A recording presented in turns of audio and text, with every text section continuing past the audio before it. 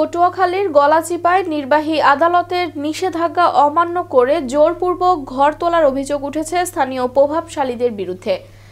ঘটনাটি ঘটে উপজেলার গোলখালী ইউনিয়নের বদরপুর গ্রামে। ইব্রাহিম হাওলাদার গং এর পৈতৃক সম্পত্তিতে গলাচিপায় নির্বাহী আদালতের নিষেধাজ্ঞা অমান্য করে জোরপূর্বক ঘর তোলে একই এলাকার দলিল মৃধা, ডালিয়া বেগম ও রশিদ চৌকিদার।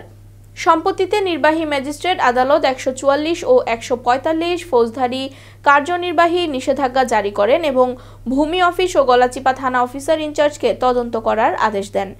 ভুক্তভোগী ইব্রাহিম হাওলাদার জানায়, আদালতের নিষেধাজ্ঞা অমান্য করে তারা রাতে আধারে জোরপূর্বক ঘর তুলতে যায়।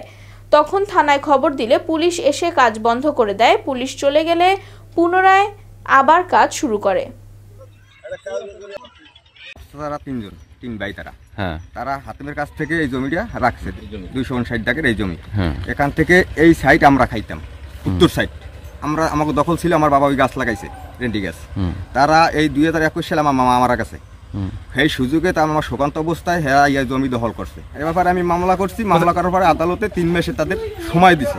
3 মাসের ভিতরে কাজ ধরতে পারবে না, তারা চূড়ান্ত ফয়সালা দিয়ে তারপর কাজ যদি তারা পায় তারা করবে, আমরা পাইলে আমাকে দখল থাকবে।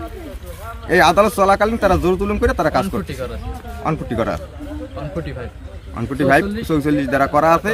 হ্যাঁ, তারা জোর করে কাজ করতেছে। রাত্রে 4টে থেকে 3টে হইতে কাজ করা যাচ্ছে, মানে জোর করে তারা করতেছে।